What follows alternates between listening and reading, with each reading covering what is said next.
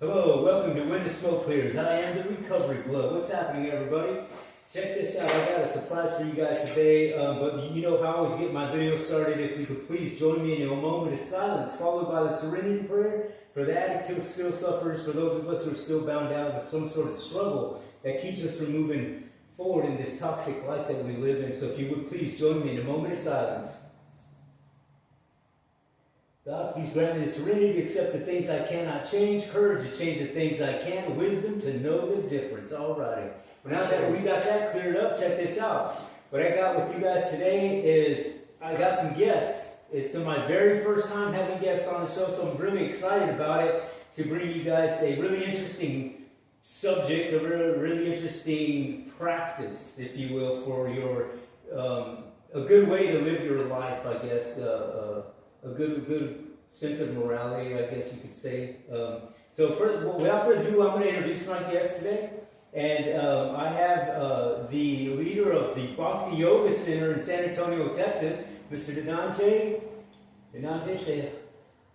Thank you. And I got a devotee with, his name's Josh. And so we're going to get into just a discussion about what the Bhakti Yoga is. And Dhananjay will be the one who he's going to explain it to us, and I'll be asking a series of questions, and just so that you guys can get to know what it is and what the life is of practicing Bhakti Yoga. So without further ado, let me get these glasses on because I can't be without them. So okay, Dhananjay, how would you describe Bhakti Yoga to someone who has never encountered it before? Very nice. Good question. Thank you very much, Joel, first of all, for inviting me. Wonderful session. I'm really thrilled and grateful and honored to be here. Now, coming back to your question, Bhakti and Yoga, there are two words. Bhakti means devotion. And yoga means connect. Yoga comes from the word yuj. Yuj means connect. So we always want to connect with the people for happiness. We want to connect to different things like going to the party, going to the cinema, and you want to connect with your friends and have good time. So the connection is, we are very familiar in this world. But bhakti, which makes the connection very lively and very, very happy place, in the sense that if the boy falls in love with a girl, now he will feel thrilled and excited, oh, I have a new girlfriend, oh, so nice. But over the period of time, that may turn out to be a nightmare. I don't want to see her face or his face again, ever. But bhakti is nothing like that. It may be a little bit unknowing of where we are going, but actually it brings you to the place where it's very, very joyful and happy place where everyone wants to be. So the bhakti means a very joyful condition of a heart which everybody is longing for, and the material world is flickering, it doesn't really give them that. So bhakti is a devotion. So practically all religion talks about love. Like Buddhism, Christianity, or whatever religion, Hinduism, they all talk about peace, happiness, connection. Jesus said you should love your neighbor. Love your neighbor as yourself. So like that, everybody is looking for that good relationship, that love.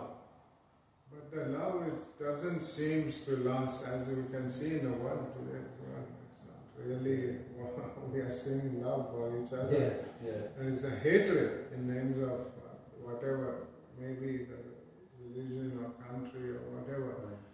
So in this terms of economic collapse, everybody is in anxiety. So Bhakti Yoga plays a very important role in today's society, in today's situation.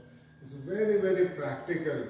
And even the child can perform this. So Bhakti Yoga, it includes connecting with all the living entities with love. Yes, sir. Yes, yes. And regardless to what religion you come from. So Right. some people think it's a Hindu thing, but it's not. It is all encompassing. It includes everyone who wants to be happy. Yes, yeah. That when you said happiness, to me it means, especially right now, the way we're living today, that I think that there's a lot of that lacking. I don't think people are too living a defensive life in a sense. They're not living fluidly with the joy. And with on that note, I got another question for you. Can you explain what does devotion mean in the context of bhakti, and how is it practiced day to day? Can you explain that to the viewers, please? Yeah, sure. It's a very good question. So, as the bhakti, which deals with the consciousness, our inner consciousness, we call it in our terms, it's a soul. It is made up of three things. One is the soul, our consciousness, original consciousness, is eternal, full of knowledge and bliss. So now, understanding the nature, we want to be a permanent thing. We want to go where we want to have a long-lasting relationship. We want to know what's going on around, knowledge, full of knowledge and bliss. We want to be happy. We get into relationship not to divorce. Nobody wants to do that. Or anything which we do in this world, we want to make it happy. We have so many pets and everything. We want to be in happiness. So bhakti means connecting with that personality, which we call it as a supreme personality of Godhead, we call it Krishna, Allah, Jehovah. But relationship with that personality which will never put you down. The relationship with that personality which is never temporary, it's eternal. And relationship that exists before our birth and after we die. And that should be ever increasing. So I don't think any relationship that has all this criteria, which we just discussed. So the only thing you can be, it makes more meaning to have some relationship with the Lord, to fall in love with the Lord's names, qualities, beautiful form, the pastimes. And thus we get intrigued and soul gets excited. And when your soul gets excited and it wants to be in that higher dimension, it's called bhakti. Right. And living in the world that we live in today, where it seems like everybody lives in their own little bubble, and it's everybody lives in their own little bubble, but at the same time longing to have connection. And most of the connection is done in a device just like this. You know what I mean? So how would you explain what was the easiest way, or what type of thing can you do to activate that joyful seed in someone who is secluded or depressed, or dealing with anxiety or PTSDs and that sort of thing? Yeah, actually a few days ago the United States government called us and they said we have a lot of veterans and we want some solution because they go through the traumatic situations in war. And we do have people who are trying to help them, but it doesn't work long term. It really, they have gone through a lot of traumatic situations. And also in general, whatever solutions in this world, because you have to understand, coming back a little bit, you have to understand the material world. It's a temporary place. Yes. You cannot say, I'm going to be here forever. You cannot say, whatever we do, we're doing forever. We can't have this body forever. Forget about everything else. Yes. So when in this temporary world, whatever solution we find, it has to be temporary.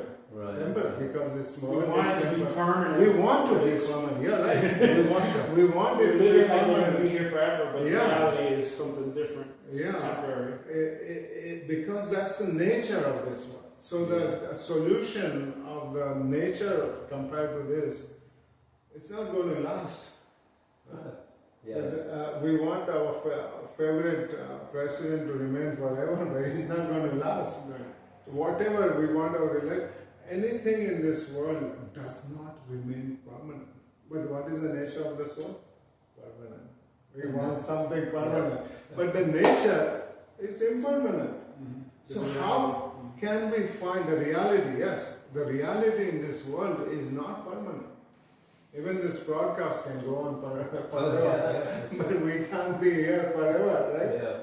So the nature of a soul, it wants something permanent. Always remain with me. Yes. I want some relationship. That's why they call it soulmate. But they call it, but nobody is soulmate. Basically, it's really hard to find anybody. You live a lifetime trying to find that soul. Yeah, Trying to find that connection with that soul. Yeah, and the soul goes beyond this life, beyond this material life. So it's really, when you understand the nature, it is something we have to look beyond. Yes. The temporary thing. Yeah, I can see that. That's where we try to seek something which will satisfy our, as I said, the third aspect is happiness, which is beyond this temporary world. Yes. And when we find a shelter and a solution which we are looking for many, many attempts, many, many lifetimes, we find it, which is permanent, that is very joyful and nourishing. Yes, yes. Just like, and you experience that. Right. It's not that somebody has to tell you through broadcast. Yeah, for sure. You something which you can experience. I don't want, I'll tell you, I'll take you to moon. That doesn't mean anything. I'm not going to take you. But if I show you the moon right in front of you, okay, here, you are now on your moon. Right. And now you are there. The same way, somebody actually demonstrate the happiness goes beyond this temporary nature and make you permanent and happy and joyful. That is you can, just like a jar of honey. I can say it's a sweet, it's nice, and it's very nice, but if you don't taste it, and if I start licking from the outside bottle for the rest of the 10,000 years, I will never know what is honey. Yeah, you mentioned a while ago that you mentioned the government and you Yes. know the issues with mental health and that sort of thing. Now, I know myself, being a recovering addict, I know that when I struggled with any type of mental thing, which if it was dealing with depression, if I was something bothering me, making me angry, or just dealing with the PTSD, childhood trauma, whatever it was, I know that my comfort zone was to go and use. I would go get high. That was my thing. But because I was comfortable in that, I didn't want to deal with the reality of the suffering. So it's ironic to me that something that was practiced thousands of years ago is now coming to the forefront to help people in mental health. And what's your opinion on that? That a mantra has that power to do that, to transform somebody's mental thought process. Yeah, the mantra, as you mentioned, is what we practice to get the man and tra. There are two words combined into one. It's called mantra. Man means mind. Tra means deliver. When mind to deliver, it is, everything has its instrument. Just like physics has certain instrument which you cannot use in chemistry. Chemistry has an instrument which you cannot use in biology. Everything has its instrument. So mind has an instrument to where it can be absorbed. one of the things you can't try to control it. It's like monkey, try to, no. Don't try to control your mind. It's a wrong thing. If you more it, just think, I'll give you one example. Just think that you don't think of red color in your mind. If you tell your mind, don't think about red color, you will constantly think about everything becomes red to you. Because you told mind, don't think of red. The first thing that pops up is a big, like in my mind, a big red square came up. Yeah. And you just told me not to think about it. And I didn't want to think about it, but it popped up. That's a thought experiment I've seen done. Yes. So you cannot control mind, say, just don't do this, don't do this. It doesn't work. No, it may work for a little time, but that doesn't work. The mind is different instrument. You have to understand the nature of the mind. The mind, whatever you tell, it will go, it will just bounce. So the whole, but one good aspect of the mind is that it can get absorbed. It's very nice. Just like when you're watching Super Bowl, you're absorbed. You're watching some other whatever movie which is exciting, and you have reached to the peak of the movie where all the suspense is going. You don't have to tell, just concentrate. You're automatically absorbed because you want to know the suspense is about to happen and you're very absorbed. So the same thing, for mantra to work, you need to come in association of devotees. And then it slowly manifests its effect over the period of time. The degree you get purified, and we have been in this mind thing for many lifetimes. So it's not that immediately you come to know mantra, you chant Hare Krishna, you feel nice. But over the period you again go back. So therefore it has to be done at a regular basis. Just like yoga or Buddhist meditation or whatever you do, it's not that one time you do and that's it. You're done for the life. It's a practice. It's a practice. So mantra is a practice. Yeah.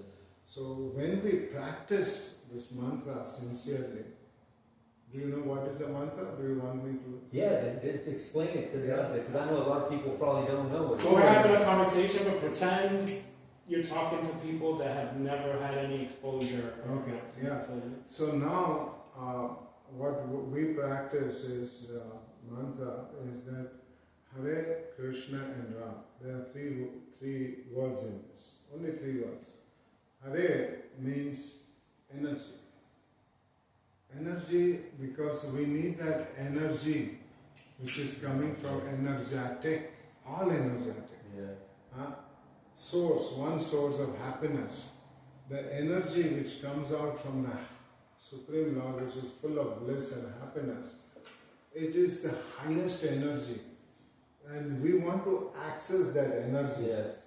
Because if you want to access, what you need to do is somehow or other get attracted towards that. So therefore Krishna words come. So if you are not attracted to a certain process or energy, you will not feel that. So Krishna means all attractive. It means he attracts everyone's heart. And when he attracts, what happens is that bliss, it is called happiness, which is Ananda, which is that is another name is Ram. Reservoir of all the pleasure. When we have become happy and reservoir of all the happiness and pleasure, we call it Ram. So these are not the Hindu names, just Hindu names, but it means a lot which deals with all the living entities. Hare, Krishna and Ram. So we are accessing that wonderful divine energy within us. So beautiful. And when we chant Krishna's name, we get attracted. And thus we feel ever joyful, happy place. Yeah, it draws you. Draws you. Yes. And and the mind, really, when it has that, It's like going high without drugs. Right, yeah, for sure. Just input something. So, what can you say about when you do the mantras, and I'm sure you will demonstrate it, but the importance of sound, vibration, the name Krishna and sound, and what studies have found to how it affects the brain? Okay, so there has been one of our friends, his name is Gopinath. He's a doctor, and he has been, there are several others have done a research on people, how does this sound work scientifically. We don't want somebody telling us, we want to know the scientific research. So there are, in fact, it's been recognized all over the world as one of the alternate ways of getting out of mental related disease. This is a recommended process to come out of your depression and bipolar disorder and all those so many diseases, because it's caused by the mind. Right. And you don't know how to, because all the solution we have is temporary. Right. It's not, and it does not satisfy who you are. It satisfies your mind and probably intelligence, but it does not touches your heart, because in your heart your soul resides. Yeah, earlier in the lecture that we attended earlier today, the leader that was demonstrating the stories, and he did mention the sound of the universe. And that is the only sound that the divine energy understands. Yes. So it makes a lot of sense to me that saying the mantras would connect you direct. It's like a direct line to the divine energy. In fact, if you study this, the whole earth is rotating and making a sound. And someone said, what is that sound? Makes the sound Om. Yes. Now earth is making sound, and it's not a Christian earth or a Muslim earth or Hindu earth. Right, yeah. It is earth. It's non-discriminatory. It's non-discriminatory. It gives place for every religion, every place. But it's making sound Om. Right. Some people may not believe it, but it's a science. And the sound is the first thing when the child comes in the womb, the first sense which comes is the sound. Yes, I know. And when you are leaving the body, the last sense of eyes and nose and speech, everything, the last one to leave this body is the sound. The Om. Interesting. Yeah. Going back home. So there are some exceptions, but most of it I'm talking about is the sound. Yeah. And coming back to how it reflects on us. If somebody gives us bad words, you feel, oh, come on, I don't want to hear, I don't want to be there. Somebody praises us, we feel good, nice. But somebody, that sound is so powerful that if somebody chants his mantra, it connects. Bhakti Yoga connects. It directly connects to your soul, and that connection, it just brings all the chakras, it activates, it just makes you feel joyful. Right. And this is not material sound, Tom, Dick, Harry, not like that. These are the very prescribed in great ancient scriptures, and when we recite these mantras, it makes you feel very happy. Yes. And it doesn't matter which religion you follow. Right. So one quick thing I wanted to just comment and see if you could just kind of expound about it a little bit. So talking about the sound, that vibration across many religions, like we come from the Buddhist temple. And we even have devotees that have like the Hindu tattoo of Om on their body. And we deal with sound so much in our meditation, we're using the Om. Yes. So one of the interesting things that I found when I started coming here was that's part of Krishna's name, that Om sound. And a lot of people, they're curious about what we do, at our other community when we come here and stuff. And it's like, what makes you go there and everything. So a lot of times, not only in Buddhism, Hinduism, a lot of, they want like quantifiable physical things, something they could touch, like proof, like how do I know that this is true? Or show me how this is actually scientific or intellectually sound. And we could do that. You can't went into the science of it. But Krishna consciousness, as we say, is something that has to be experienced. Yes. It's experiential. Like we can explain it, but unless you experience and feel that vibration and get into that practice, you're never going to feel the effects how it has on you. So I'm sure you could kind of elaborate on that a little bit, because that's what draws a lot of us to it, no matter what religion you're in. So. I'm sorry, I was a little bit deviated on that. No, I just wanted to say. But there was one experiment done on, thanks for bringing that up. There was an experiment done out of, there were no connection with Hare Krishna, never they heard anything. So we took 2 people from the street, and the scientists, they did a research, and they put the brain scan or whatever they have that instrument to see how the mental health and how everything goes scientifically. And they were paid, it was paid. There was no interest of promoting anything like that. It was totally unbiased. Unbiased, completely unbiased, and they had no connection before. So one was asked to chant Coca-Cola, and other one was asked to chant Hare Krishna. So they did this research, Coca-Cola, Coca-Cola, Coca-Cola, Coca-Cola. A person was really exhausted, and his mind was a Coca-Cola. He was like, brain was fired up. He was drained completely. He was Coca-Cola. Because he was paid, so he has no choice. He gets paid for every Coca-Cola. So if he wanted to get money, he wants money, you have to speak more. So his whole the energy level was going down, and his consciousness was going. This is science. There's nothing to do with religion or teaching. And then one was asked to chant Hare Krishna. So he was struggling a little bit. It was kind of, and then it suddenly started going up. It's suddenly like sometimes the stocks, sometimes it goes down and it goes zoom. So he started going upwards and he felt joyful. And this person had no connection. No connection. Never heard of Hare Krishna. So now you can see this is a scientific, and not just one person. There are several research papers have been published, and it's also published as alternate therapy throughout the United States and America, all over the world. That people take it as a therapy. Mantra, and it doesn't matter. We are not trying to convert people, or we are not trying to persuade this and that.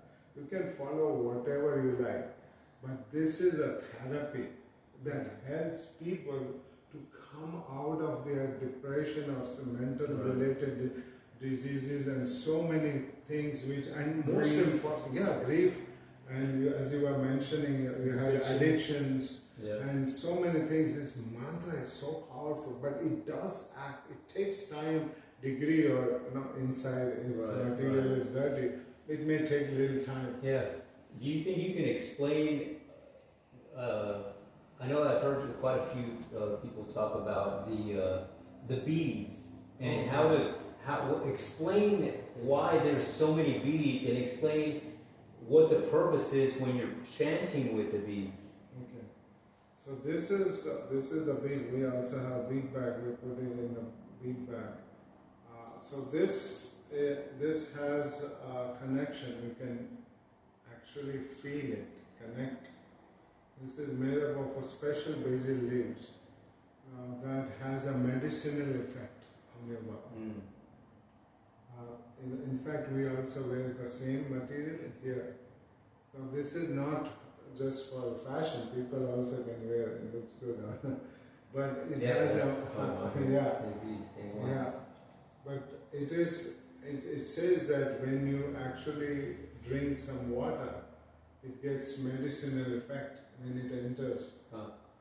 And there is a lot of negative elements does not come and enters into your body because of this. Oh, it's like a force field in a sense. Yeah, it's like a protection, security. Yeah. Security. Spiritual security. Spiritual security. So everything is scientific here. Nothing is whimsical. And then when we chant on a similar material with this, it's called Tulasi or Kazilid, it is a devotee of God. It's one of the ancient scriptures that one of the sacred plant. It's made up of sacred plant, and when we touch it, and when we pronounce the name Hare Krishna, Krishna Krishna, Hare Hare, Hare Ram, Ram Ram, Hare Hare.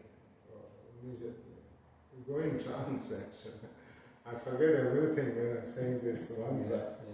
And it gives you joy instantly.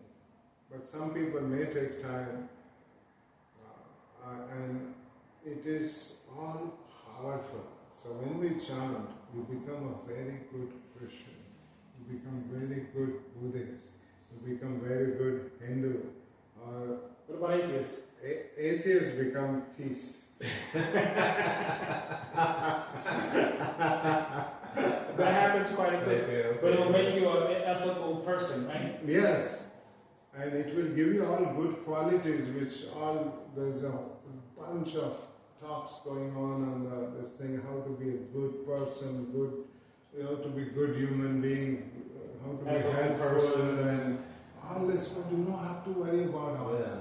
And what is the amount of beads? Oh yeah, what does that mean? This is 108 beats. There's a reason why 108 beats are there. 108 are the chief Upanishads. Upanishads means there's a commentary on the Vedas, and 108 Puranas, are the literatures, and Krishna has 108 principal gopis. So 108 is supposed to be most auspicious number. And when we chant this 108 beats, it gives you so much joy and happiness. Yeah. Who knew that mathematics would be part of spirituality, right? Yeah. 108 is a significant number, I guess, because also in the Buddhist tradition we have 108 beads as well.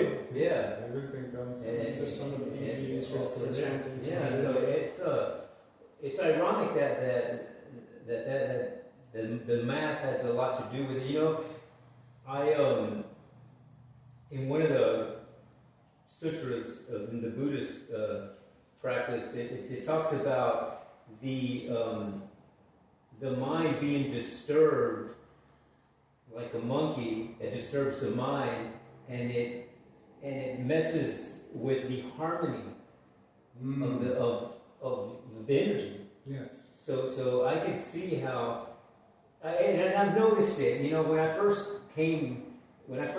did my first time here at the Bhakti Yoga Center, I was, well, obviously just observing and didn't know, but by the end of the night, I found myself in the trance. Wow. Yeah, I found myself in the trance. I found myself in that chant, in that energy level. Yeah, he did 60-something rounds, like the next day. Yeah, and I did. I mean, it was just when I did, I just did it. It wasn't something that I said, okay, I'm going to do 60 today. It just happened. Wow. And Spontaneous. Spontaneously, yes. So I can understand that energy that it brings to you, and I believe that you have to be teachable. Mm-hmm. You have to be willing, because I know, like in the world of addiction, for a long time, I was closed-minded and only thought a certain way and only didn't get out of my comfort zone. You know what I mean? So now that I've broke down the walls of that and brought in a spiritual path into my life, and Bhakti Yoga is part of it. And I know that for me personally, the mantra has been a really extraordinary, rooted part of my meditation. And it's how it's part of what I do in my daily life. You know what I mean? Before anything, I chant, and Hare Krishna, the Maha Mantra, is one of the many chants that I do, and so it's you know, real quick. Let me ask you this: can you please share a moment when bhakti practice shifted something in your life or opened your heart in a new way? Wonderful question. I think it is, as we say, it's a practice, it's a lifelong practice. And over the period, everything what we do, when we get absorbed, the same mantra has so much different effect on it. And when degree you're attentive, you get that benefit. Mm-hmm. That's the beauty. And every day is a different, beautiful experience. Yeah. It's not a static. Material world is static, you know. But spiritual world is ecstatic.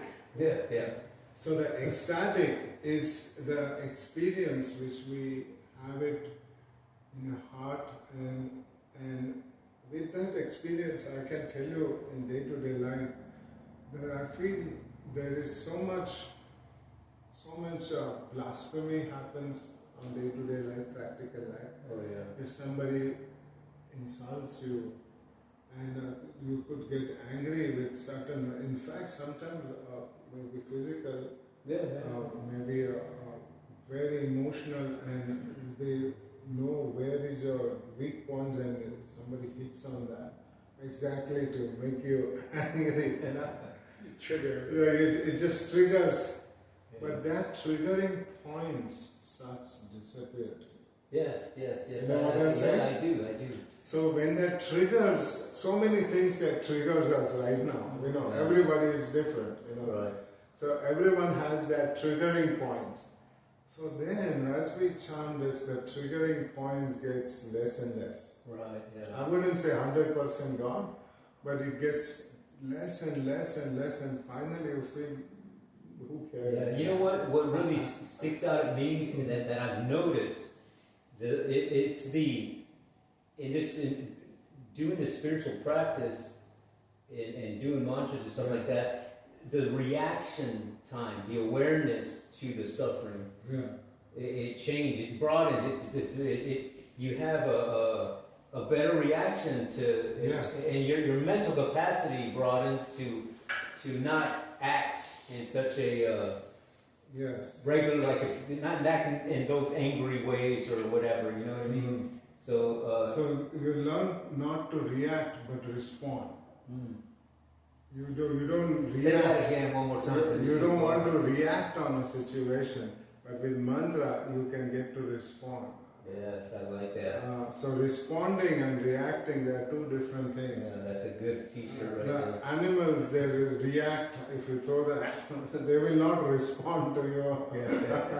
Right? So that's the human being, means you are meant to become more advanced in terms of mind and senses. And back to the mental health part of it, those of us who are dealing with mental health issues like myself, I'm diagnosed, I have a problem with it. I suffer from PTSD as well, and bipolar 1 disorder. I have that diagnosis. With not knowing how to respond, just like in Buddhism, they teach us how to be mindful and to pause, and that reaction time, where you have that stillness. The goal is to extend it as much as possible so that you're not almost reacting. So it's just in line with what you're saying. But if we don't learn how to use these tools you were talking about, like change the same tools in chemistry that's used in biology, with the mind, with a term that I've heard us say, engineering of the soul, it's a science. If we don't react in the proper way or respond, we could wind up doing something in the moment that could drastically change the whole course of our life. Exactly. So like in Buddhism, we always talk about take your practice out there with you that you have here. So as soon as you leave the door, you're full of all this dharma, this wisdom, this enlightenment, this bhakti, and then you go out in the street, you're in your car, somebody cuts you off. Oh, yeah. Triggering points. Triggering point. So you can react or respond, you know. But how many times you've seen tragedies where people just losing control and reacting and responding, and it leads to violence, anger, property loss, you know, different things. So that's the importance of being able to know how to respond. I like that you said that, you know.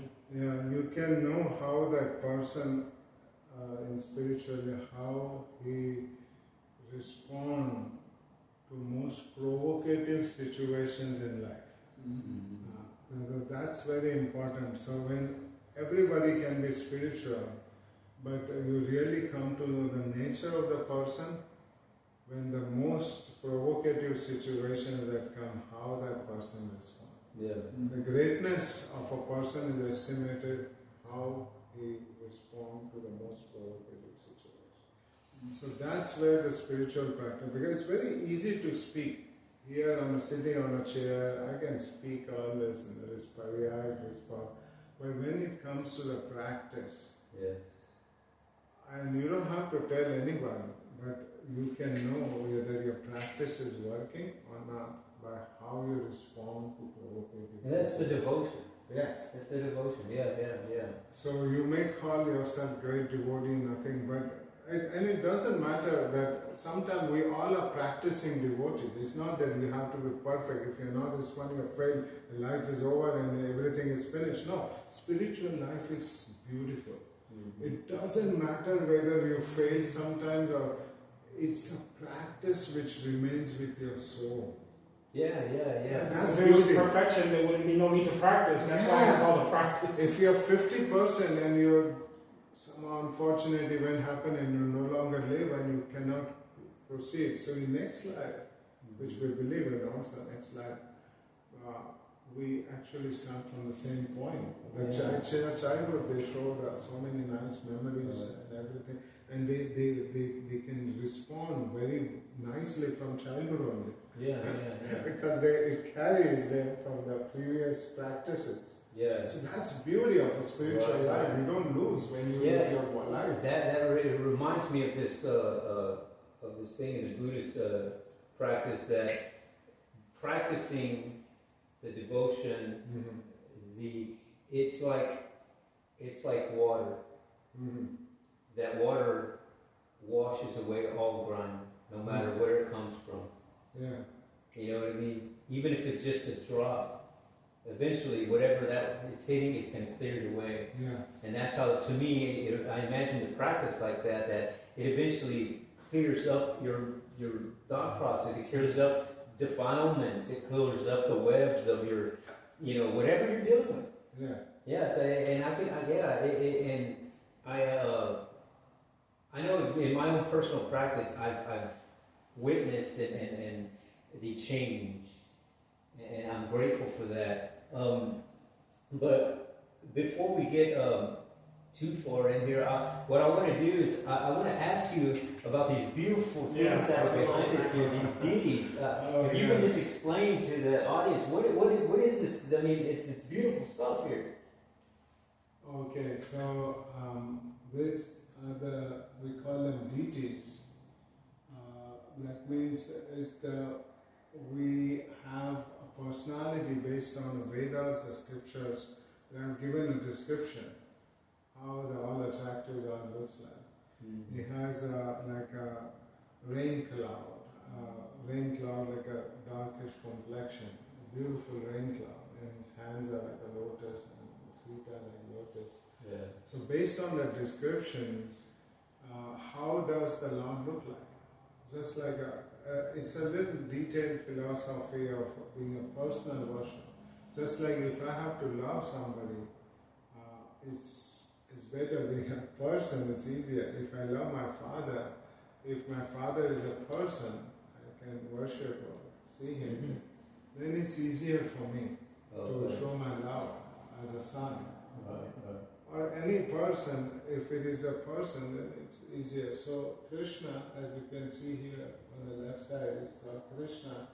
He is playing flute, and the flute represents the sound of mantra in this age of Kali. Yeah, understood. Because this happened 5,000 years ago when Lord appeared. Krishna. And more recent was the left side, that's Sri Chaitanya Mahaprabhu, who inaugurated mantra meditation 500 years ago. And he showed how to actually surrender to himself, because Kali people are a little spiritually dull. Yeah. So they don't know unless they see an example. So the Lord came as an example, as Sri Chaitanya Mahaprabhu, and he showed. And here is a feminine aspect of the Lord, is called Srimati Radharani, which we were talking about energy, as we were saying Hare, Krishna and Ram. So again we sing the Hare means Radharani, Krishna, Krishna's eternal energy. So when we chant this mantra, we invoke their blessings and power, Yeah, very So just to be clear, on the left side is a visual representation of Krishna. Yes. And on the right side, that's Radha. Yes. Radharani. Okay. Okay. It's a divine energy, internal energy of the Lord, where you feel happy and joyful. Right. That energy comes from Srimati Radharani, the happiness.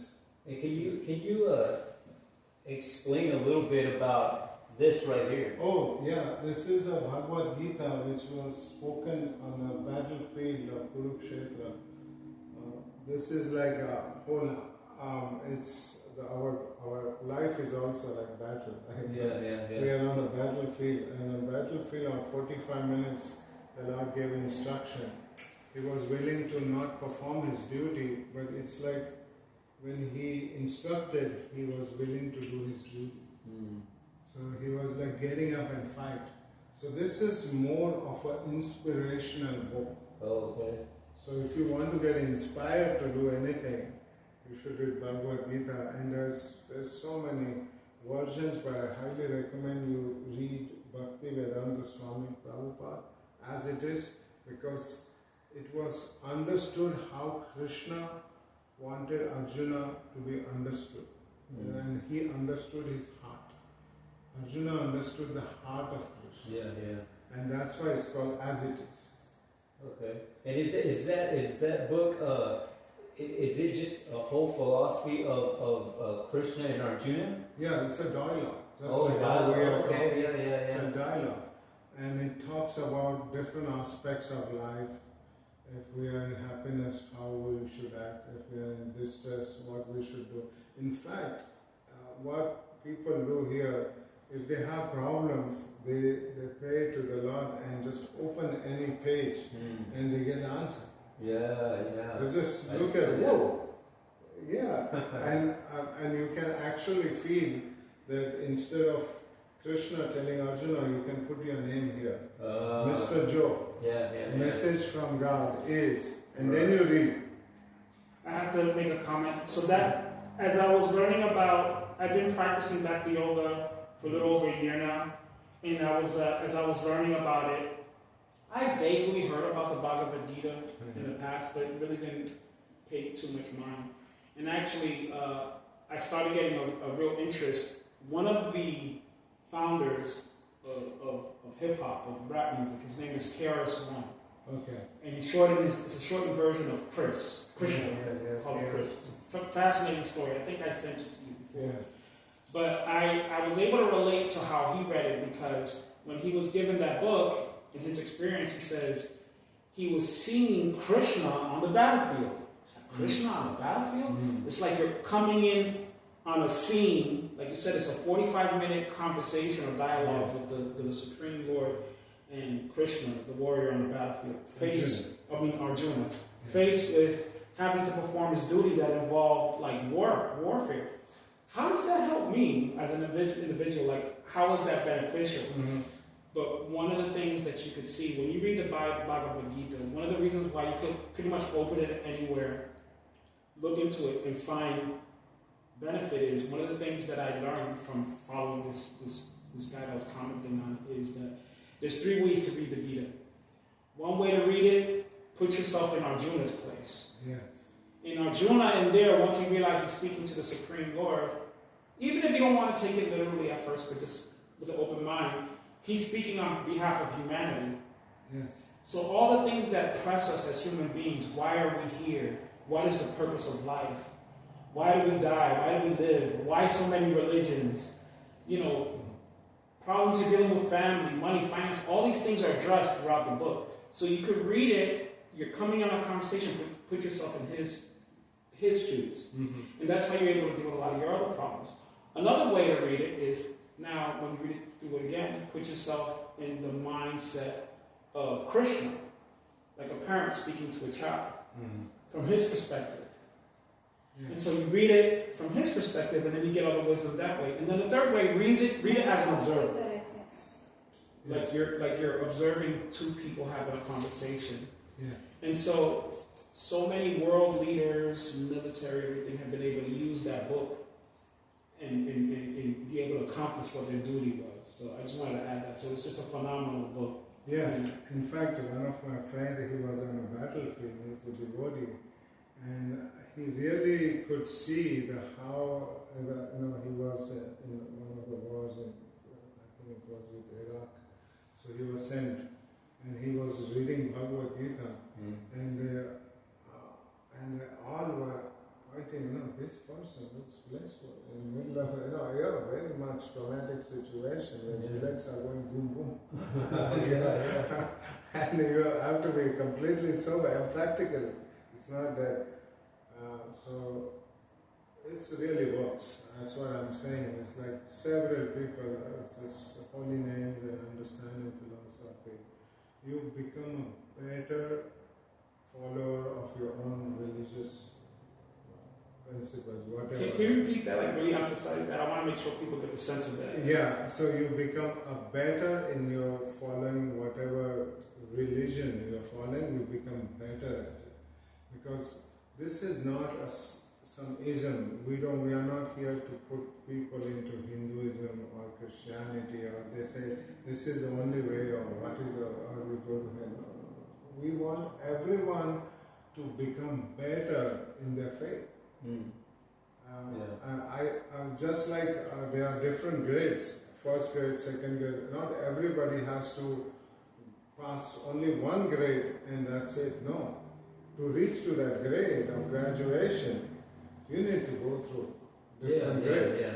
So you can't just say, I'm graduated, and you're born and next day, 5-year-old, I'm graduated. No, you're in still kindergarten. So you have to go through different levels of tests in your life. So therefore, the Lord hears based on your comfort zone. Right, yeah. And you just become better by, this is like inspirational book that will inspire you to become better Christian. Right. A better Hindu or Buddhist or whatever faith. Do you have time to demonstrate? If you could, we got this blue thing that's sitting right here in front of us. If you could please explain what it's called and what this is called as well. Yeah, this is called Mridanga. Mridanga is kind of drum. It has the two sides, as you can see here, and where you can actually get up and dance with this. Sometime with djembe you can dance, but this is made by Lord Sri Chaitanya Mahaprabhu, who is also one of our founder, and so this plays very nicely. So it has a sound, two different types of sound. It is in and out, and here also 3 and 1, like that. And you can, once we start demonstrating what it can do, it will take you to the higher level. Yeah, so let's what do you say we do a little quick and this is like a kartal. Kartal, it means it has a sound. And it is, as we say, we are attracted to the sound. And when it makes a sound... Yeah, you can hear it traveling. Yes. And right away, it kind of puts your mind in that meditative state. Yeah, you know what? You can feel the vibration go through you. Yeah. And when you chant, you combine this with mantra, whoa, it gets into your soul. And the beauty of kirtan it works so, it flows so seamlessly with other instruments. Like I have my African djembe. Sometimes we bring up our African flutes, harmonium, all different types of instruments. But this is the principal instruments. If you could just demonstrate a couple of minutes of the mantra. Hare Krishna, Hare Krishna, Krishna Krishna, Hare Hare, Hare Rama, Hare Rama, Rama Rama, Hare Hare, Hare Krishna, Hare Krishna, Krishna Krishna, Hare Hare,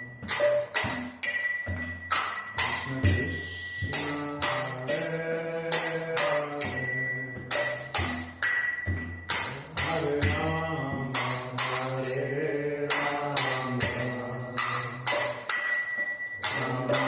Rama Rama, Hare Hare. Hare Krishna, Hare Krishna, Krishna Krishna, Hare Hare, Hare Rama, Hare Rama,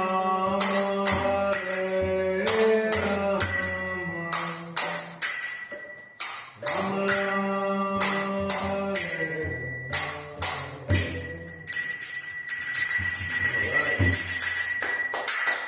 Wonderful, wonderful. Gosh, well that's really something. I'm really thrown back by the power of sound. You know what I mean?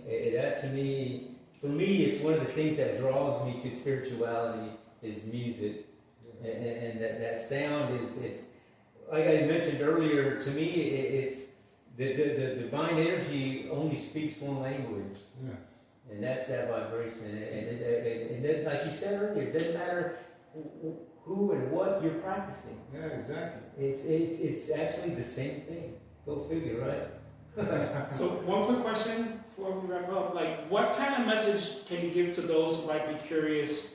And how do you feel as the director here at Bhakti Yoga when visitors come in, different religions, no religions, you know, what would you, what do you want to convey to them about Bhakti Yoga, the mission, why we do what we do, and what can we look forward to, even locally in the future? I know it's a loaded question, but just hear. It's a short answer and a long answer, but I'll give you a short answer. I think when the John Lennon was asked by his teacher when he was a small little kid, what do you want to, when you want to grow up, what do you want to be? He just answered just one word he said to his teacher, I want to be happy. But I thought the teacher thought she didn't understand my question. He didn't understand my question, but he just wanted to be happy. Yeah. So if you just want to be happy and also try and understand the values of life, which is very precious and time is running out. So human life is meant for self-realization. So I humbly request everyone, don't waste your time. Just because you are very precious, all of you, each one of you very precious. We don't want to live life like a cat and dog. We want to use its fullest value. Human value comes when we discover our potential. And we don't want people to die, including the name of religion or whether you're religious, by actually knowing your fullest potential. So we don't want you people to just leave their bodies without knowing your fullest potential. So give this mantra a chance.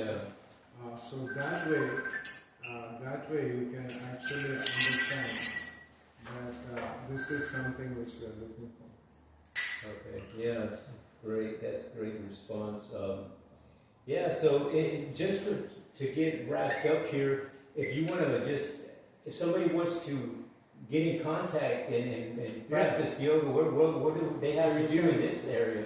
You can go to anywhere, Hare Krishna temple, or you can actually, if you're in San Antonio, Texas, you can come here. We call Bhakti Yoga Center of San Antonio. We are going to be opening up a new center, a temple, which will bring all the people together, which is in construction.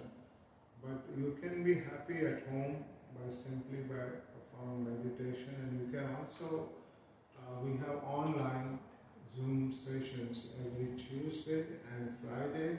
So if you cannot make it, you can join us on Zoom. And we also have a live Facebook, Instagram, so you can join anywhere, or if you And the Zoom, they can find that in the website? Yeah, you can go on a website, or you can get in touch with us through our website and just ask us, and we can give you the details. So just really important, the key is, if you just Google Bhakti Yoga Center, don't worry if you spell it wrong, but Bhakti Yoga Center San Antonio, it will show you the link to the main website, and there's information there. Also on Facebook, the same thing, Bhakti Yoga Center of San Antonio. Really important. If you want to find the local center of San Antonio, and all the social media, Instagram as well, and we stream live the program sometimes. And for those of our friends in the Buddhist temple, this is kind of what me and Joel and others from Risho Kosekai Buddhist Center, we like to come here sometimes after the service at the Buddhist Center. And they always receive us very well. So I just wanted to just make that clear. Alrighty, well, I guess we're going to wrap it up. And I want to thank you guys for being my first guest ever on my podcast, man. Thank It's you really very much. exciting. I feel honored. Yeah, thank you for agreeing to answer a couple of questions and just having a good conversation, but I guess if you guys, please, anyone out there, if you could please, at this time, hit that subscribe button. It doesn't cost you a thing. It don't cost you a thing at all. Share. Just know what, if you do hit that subscribe button, you're going to be helping out another veteran, another homeless person, another person dealing with PTSDs, childhood traumatic experience, drug addiction, alcoholism, suicidal thoughts, childhood trauma, all of those things, because you know what? At one time in my life, I dealt with all of those things, and I know a way out, and my way out could be your way out. So thank you for joining me today. I greatly appreciate it, and thank you for the guests. Thank you. Thank you. All right.